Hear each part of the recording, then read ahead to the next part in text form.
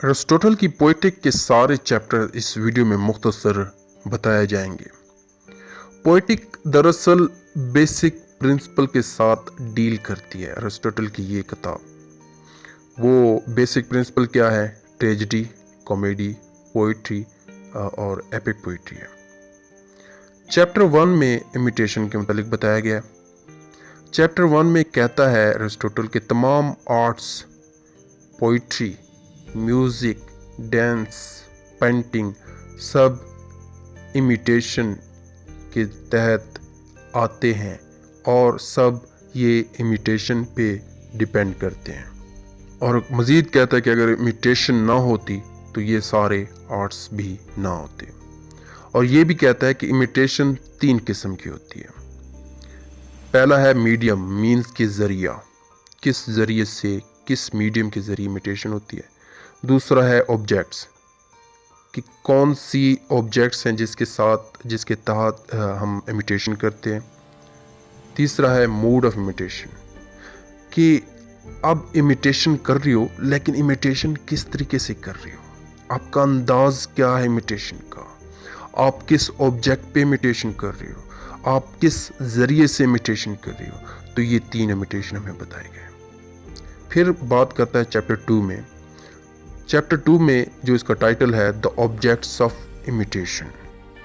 इस चैप्टर में हमें बताता है कि आपके ऑब्जेक्ट्स ऑफ इमिटेशन कौन से होने चाहिए, और हमें कॉमेडी और ट्रेजेडी के मुतालिक इसमें बताया जाता है कि अगर आपके पास करैक्टर्स हों कॉमेडी के, तो वो क्या होते हैं कि पहले तो बेहतर करके पेश किए जाते हैं कॉमेडी के करैक्टर्स, या फिर वर्स करके पेश किए जाते हैं। कॉमेडी में जो लोग होते हैं वो बदतर यानी वर्स होते हैं, लेकिन कहानी जैसे जैसे आगे जाती है वो जो बदतर लोग थे कॉमेडी में, जो एक्टर्स थे, जो एक्टिंग कर रहे थे, ड्रामा परफॉर्म कर रहे थे, वो जैसे कहानी आगे जाती है तो वो बेटर पर्सन बनते जा रहे होते हैं, बेटर कैरेक्टर बनते जा रहे होते हैं। फिर बात करते हैं ट्रेजेडी किसी चैप्टर 2 में। कहते हैं ट्रेजेडी से तरबिया भी कहता है कि जो कैरेक्टर्स ट्रेजेडी में होते हैं वो तो अच्छे होते हैं और नोबल होते हैं, लेकिन जूं जूं कहानी आगे जाती है वो जो करैक्टर्स होते हैं, वो जो नोबल करैक्टर, जो अच्छे करैक्टर्स होते हैं, वो अपने डिसीजंस की वजह से, अपने फ़ैसलों की वजह से डाउनफॉल की तरफ जाते हैं। बाज़ औक़ात हम लाइफ में गलत फ़ैसले लेते हैं और उन फ़ैसलों की वजह से हमें पछताना पड़ता है। तो ये हमें एरिस्टोटल इस चैप्टर 2 में द ऑब्जेक्ट्स ऑफ इमिटेशन में हमें बताता है। फिर इसी तरह चैप्टर 3 जो है, जिसका टाइटल है the manner of imitation. The manner of imitation में एरिस्टोटल नकल करने के तरीकों पर रोशनी डालता है कि आप किस तरीके से नकल कर सकते हैं, इमिटेशन कर सकते हैं। मतलब मैनर ऑफ इमिटेशन का तरीक़ाकार क्या है, किस तरह है, कौन से ज़राए हैं। तो इसकी एग्जांपल हमें एरिस्टोटल पोइट और पोइम्स से देता है। इसी चैप्टर में वो कहता है कि जब भी पोइट पोइम्स लिखता है तो वो 3 तरीके इस्तेमाल करता है, 3 मैनर ऑफ इमिटेशन इस्तेमाल करता है, 3 नकल करने का अंदाज इस्तेमाल कर सकता है, और इसी के तहत वो अपनी पोइम लिखता है। पहला जो मैनर होता है वो नरेशन का है। दूसरा जो मैनर है वो ड्रामेटिक मेथड है। ड्रामेटिक मेथड में वो किरदार जो हमारे सामने हरकत कर रहे होते हैं।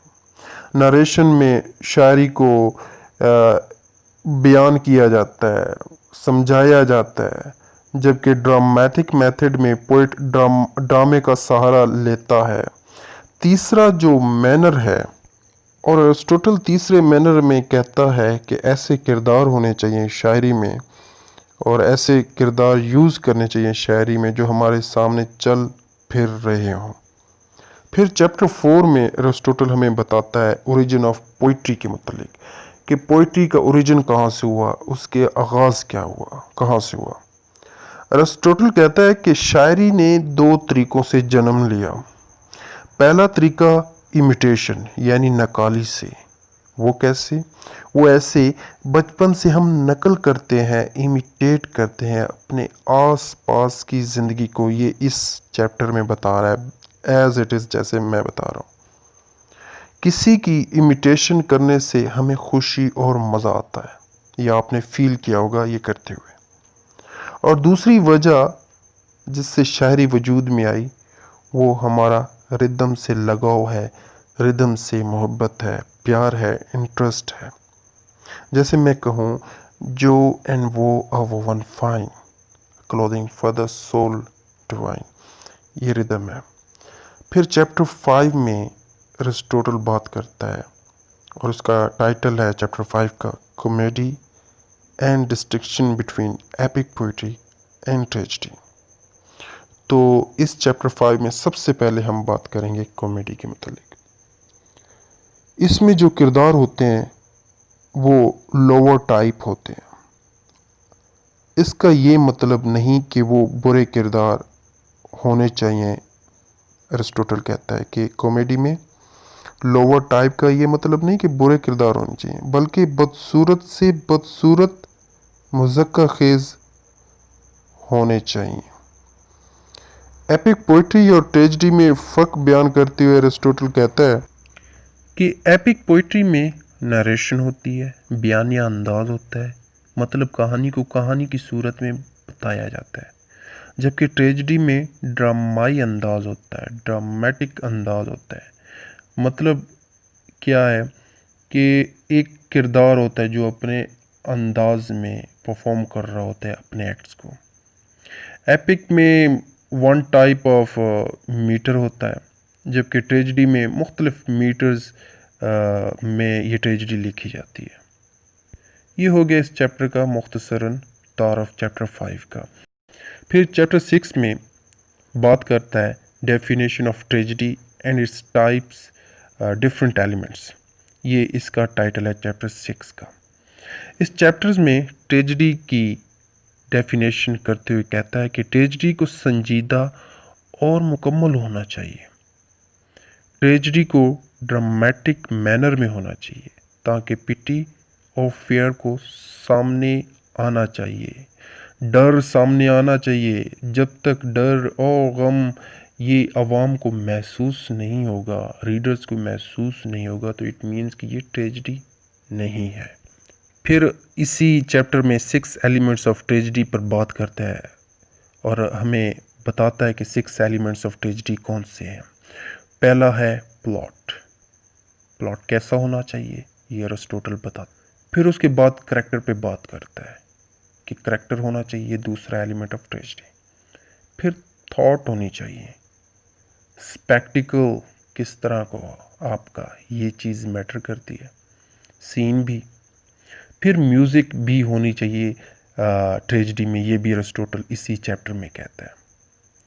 फिर एरिस्टोटल बात करता है डिक्शन पे कि आपकी चॉइस ऑफ वर्ड्स कौन से होने चाहिए, डिक्शन कौन सी होनी चाहिए जिसके तहत जो ट्रेजेडी है वो अवाम में मशहूर हो और अवाम में पिटी और फेयर जन्म ले, डर और खौफ, मुसीबतों को फील करे अवाम।